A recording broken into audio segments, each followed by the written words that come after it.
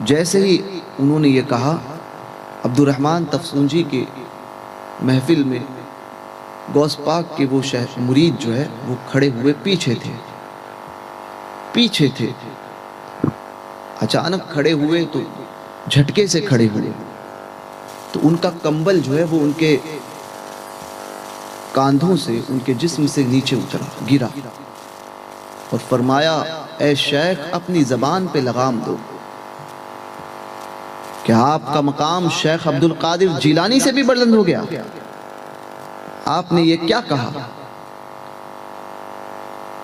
بتائیے، کسی پیر کی موجودگی میں، اور جب وہ پیر اپنے مریدوں کے حلقے میں ہو اور کوئی اس کی بے ادبی کر دے تو پھر اس کا حال کیا ہوگا؟ تو مریدین کو یہ بات گوارا نہیں ہوئی، ان کی طرف لپکے کہنے ہی جا رہے تھے، عبد الرحمن تفسونجی نے کہا، بیٹھ جاؤ، میں اس شخص کے جسم کے ہر ایک حصے سے نور نکلتا ہوا دیکھتا ہوں،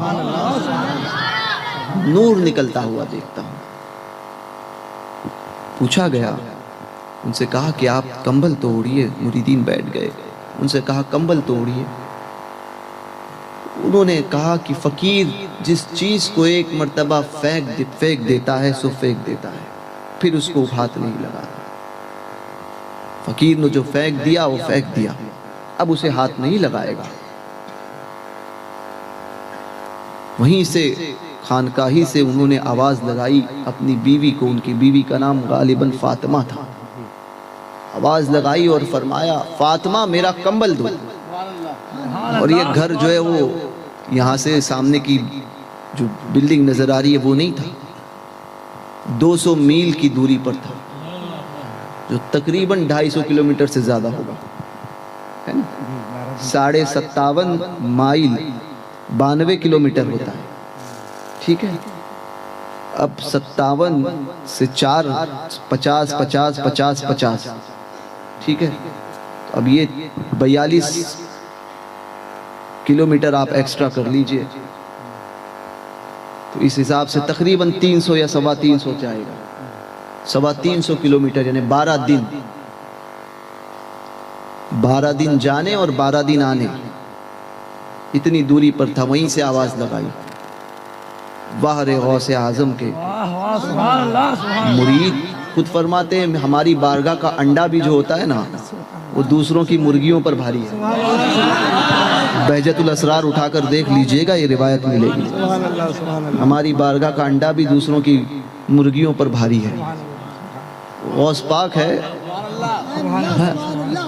جو تیرا طفل ہے کامل ہے یا غوث، یا غوث اعظم آپ کی بارگاہ کی طرف منسوب ہو گیا، وہ آپ کی بارگاہ سے پلنے والا بچہ ولایت بھی کامل ہوتا ہے۔ قدم رکھا ہے اس بچے نے ولایت کی منزل پر، سلوک کی راہ میں قدم رکھا تو بچہ ولایت بھی کامل ہے۔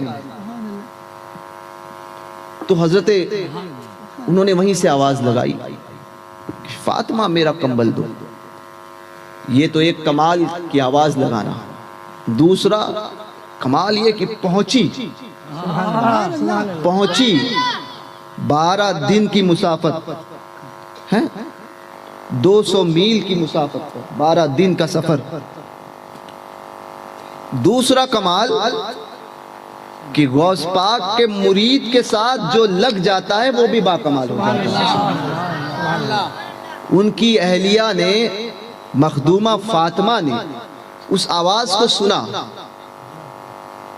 اور یہ نہیں کہا کہ آپ کہاں ہو، کیسے دکھتے نہیں ہو، کیسے بھیجوں، سمجھے؟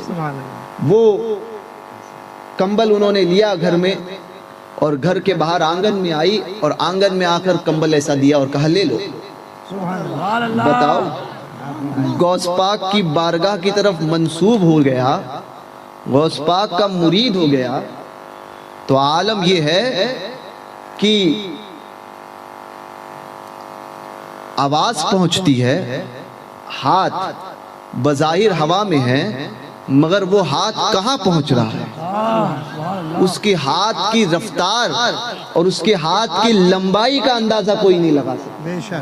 یہ غوث پاک کے مریدوں کا عالم ہوتا ہے، تو پھر غوث پاک تو غوث پاک ہے۔ وہ ہاتھ پھیلایا، وہیں سے انہوں نے خانقاہ میں پھر 12 دن کا سفر ہے نا، پھر کمبل کو لیا اور اوڑھا۔ یہ بھی انہوں نے دیکھا عبد الرحمن تفسونجی اور ان کے مریدین نے۔ عبد الرحمن تفسونجی سمجھ گئے کہ یہ کوئی معمولی نہیں ہے، جس کے مرید کا عالم یہ ہے کہ اب مرید ہوا ہے تو اس کے شیخ کا عالم کیا ہوگا۔ عبد الرحمن تفسونجی نے انہیں کہا کہ آپ تھوڑا غصہ کم کیجئے، آپ آئے یہاں بیٹھے۔ بٹھایا اور ان سے کہا کہ شیخ عبد القادر جیلانی کہاں رہتے ہیں؟ کہا کہ شیخ عبد القادر جیلانی بغداد میں رہتے ہیں۔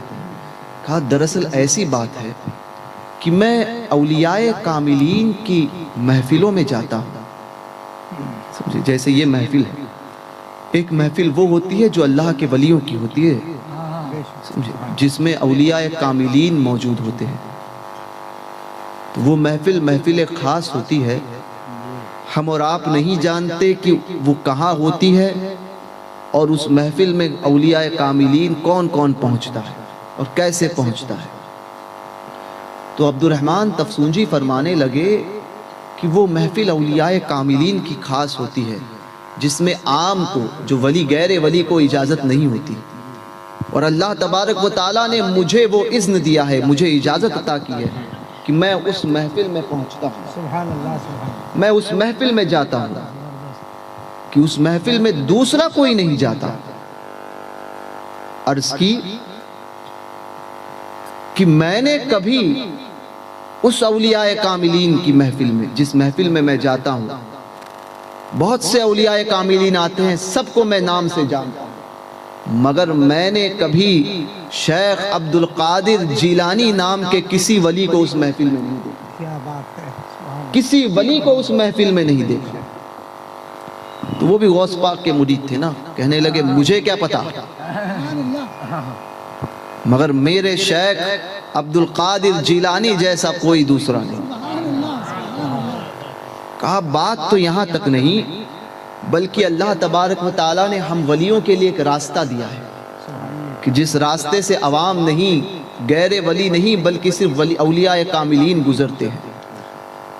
میں اس راستے سے گزرتا ہوں جس راستے سے اولیاء کاملین آیا جایا کرتے ہیں۔ میں نے کبھی اس راستے میں شیخ عبد القادر جیلانی نام کے کسی شخص کو نہیں دیکھا۔ فرمایا کہ فقیر نے جو کہہ دیا سو کہہ دیا، آپ خود پتا کریں۔ یہاں پر عبد الرحمن تفسونجی نے اپنے 2 مریدین کو بھی روانہ کیا کہ جاؤ، کیونکہ معاملہ ایسا نہیں ہے کہ جس کو سمجھا جائے، جاؤ بغداد جاؤ اور شیخ عبد القادر جیلانی رضی اللہ تعالی عنہ، شیخ عبد القادر جیلانی کے پاس جا کر ان کا معاملہ پتا کرو کہ وہ ہے کون اور کیسے معاملات ہیں۔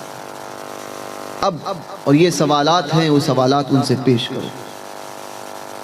اب حضور عبد الرحمن تفسونجی کے وہ 2 مریدین نکلے، سفر طے کیا تفسون سے بغداد کا۔ یہاں حضور غوث انہوں نے روانہ کیا عبد الرحمن تفسونجی نے اپنے 2 مریدین کو۔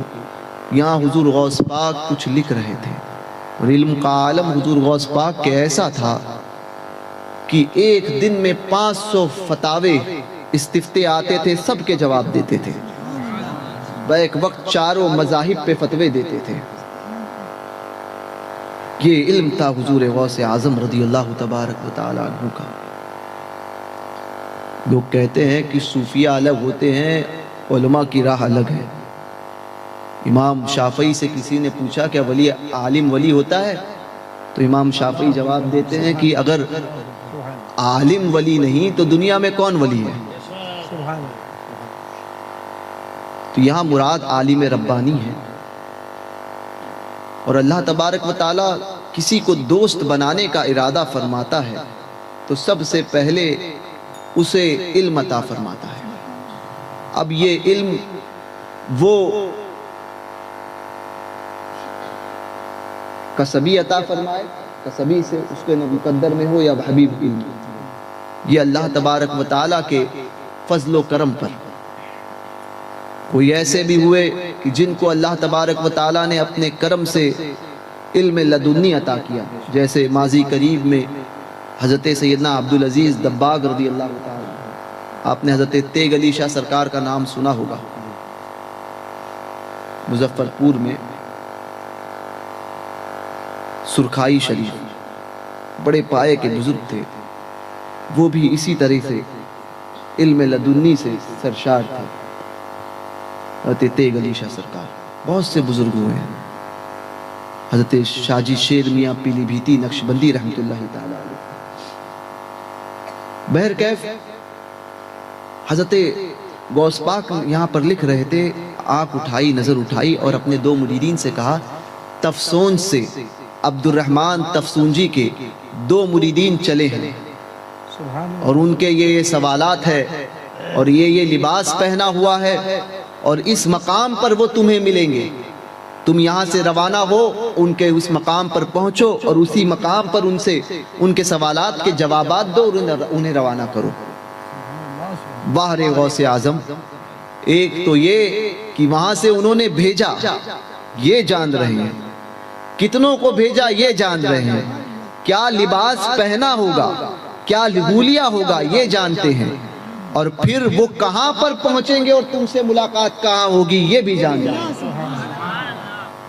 ایک تو تھا ماضی اور ایک تھا مستقبل۔ ماضی کی خبر یہ دی کہ وہ نکل چکے، یہ لباس ہوگا، یہ حلیہ ہوگا۔ مستقبل کی خبر کی تمہیں یہیں ملیں گے، اس مقام پر ملیں گے۔ غوث پاک کی نگاہ کہاں نہیں پہنچتی تھی، ارے جہاں کسی کی نگاہ نہیں پہنچتی وہاں غوث پاک دیکھ پاتے ہیں۔ تو حضور غوث پاک نے ان کو روانہ کیا، جہاں نشاندہی فرمائی تھی وہیں پر ان سے ملاقات ہوئی۔ انہوں نے انہیں روکا، عبد الرحمن تفسونجی کے مریدین کو، کہا کہ آپ تفسون سے آ رہے ہیں، عبد الرحمن تفسونجی کے مریدین ہیں؟ کہا جی۔ کہا کہ ہمیں شیخ عبد القادر جیلانی نے بغداد سے بھیجا ہے۔ اب بتائیے حیرت کی انتہا کیسی رہی ہوگی۔ یہ وہ دور نہیں تھا کہ فون کر دیا بول دیا کہ ہم آ رہے ہیں، یا یہ نہیں تھا کہ نکال دیے اور بھیج دیا، سمجھے؟ یہ میڈیا نہیں چلتا تھا۔ اولیاء کاملین کا یہ میڈیا پاورفل ہوتا ہے، یہ میڈیا۔ اس لیے ہم کہتے ہیں اس دنیا کو سجاؤ، سمجھے؟ اس کو پاورفل کرو تو پھر آپ کو اس کی ضرورت نہیں پڑے گی کہ لے کر گھوم رہے ہیں۔ یہ پاورفل ہونا چاہیے۔ یہ دل، یہ مومن کا دل، یہ اگر پاورفل ہو گیا نا تو پھر اس کو دیکھنے کے لیے ان آنکھوں کی ضرورت نہیں پڑتی، پھر وہ آنکھ بند کرتا ہے جو چاہے دیکھتا ہے۔ اور غوث پاک کو تو بند کرنے کی بھی ضرورت نہیں پڑتی، کھلی آنکھوں سے وہ دیکھتے تھے جو کوئی بند کر کے بھی نہ دیکھ پائے۔ جس کی نظر لوح محفوظ پہ ٹکی ہو اس کی نظر کا عالم کیا ہوگا۔ خود فرماتے ہیں میرے سامنے تمہارے احوال ایسے ہیں جیسے کانچ کی بوتل میں رکھے ہوئے شراب، کانچ کی شیشی میں رکھی ہوئی شراب کہ جس کے آر بھی نظر آتا ہے اور پار بھی نظر آتا ہے۔ اگر میری زبان پر شریعت کی روک نہ ہو تو تمہارے گھروں میں تم کیا کھاتے ہو کیا پیتے ہو وہ بھی بتا دو۔ یہ غوث پاک کے علم کا اور نظر کا عالم ہے۔ وہاں پر ملاقات ہوئی غوث پاک کے دو مریدین کی، عبد الرحمن تفسونجی کے ان مریدین کے ساتھ، دو مریدوں کی۔ اب ملاقات ہوئی، اب ملاقات کے دوران انہوں نے اپنے معاملات کو پیش کیا، کہا کہ سنیے شیخ عبد الرحمن تفسونجی کے یہ سوالات تھے، ان سوالات کے یہ جوابات ہیں، جاؤ اور اپنے شیخ کو دے دو۔ وہاں سے ان کو روانہ کیا، مریدین غوث پاک کے وہ دونوں مرید یہاں سے روانہ ہوئے۔ جب وہ شیخ عبد الرحمن تفسونجی کی مرید خانقاہ میں پہنچے تو آپ نے پوچھا اتنے جلدی آ گئے؟ کہا حضور ایسا ایسا ماجرا پیش ہوا آیا۔ کہا اچھا، اور تعجب میں کہا کیا کہا؟